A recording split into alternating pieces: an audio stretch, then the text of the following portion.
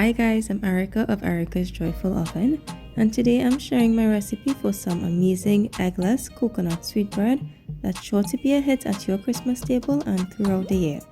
To begin, into a large mixing bowl, add 2 cups of all-purpose flour, a quarter teaspoon of salt, half teaspoon of ground cinnamon, and half teaspoon of freshly grated nutmeg, together with 4 teaspoons of baking powder and just a quarter cup of granulated sugar.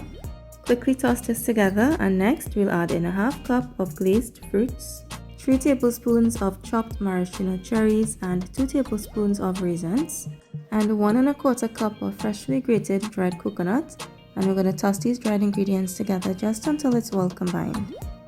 Set this aside, and into a smaller mixing bowl add 1 cup of very warm evaporated milk, a quarter cup of melted butter that's still a little warm, and 1/3 cup of condensed milk. I'll also add 1 teaspoon of coconut essence and half teaspoon of vanilla essence. And for some nice color, add 1 tablespoon of the syrup from the maraschino cherries. Mix this well together, and if you wanted to make this recipe with eggs, simply substitute half cup of evaporated milk with 2 large eggs. Pour the milk mixture over the dried ingredients, and we're going to mix this together just until it's well combined. If you wanted to, you can even substitute some of the all-purpose flour with almond flour, and it's going to make this even more delicious. So although we're making a sweetbread, you want this to be more of a batter consistency than a dough consistency. And when you bend your bowl, the batter should flow just a little bit. If necessary, you can add a few tablespoons of carnation milk, and that's going to bring it to the right consistency. Pour your batter into your prepared baking pan. I'm using a 9.5 by 5.5 inch bread pan that is lightly greased and floured, or you can also line it with some parchment paper. For a nice finishing touch, add some extra fruits and cherries to the top and gently press into the batter so that they stay in place. Bake the sweetbread in a preheated oven at 350 degrees for 40 to 50 minutes until the top is nice and golden. While the sweetbread is baking, I'm going to prepare a glaze by adding 2.5 tablespoons of granulated sugar and 1.5 tablespoons of hot water. Once all the sugar has dissolved, I'll set this aside until the sweetbread is finished baking.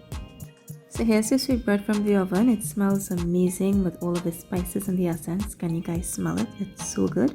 And you can see that the top is nice and golden, but we still want to add just a little magic to the top of the sweetbread.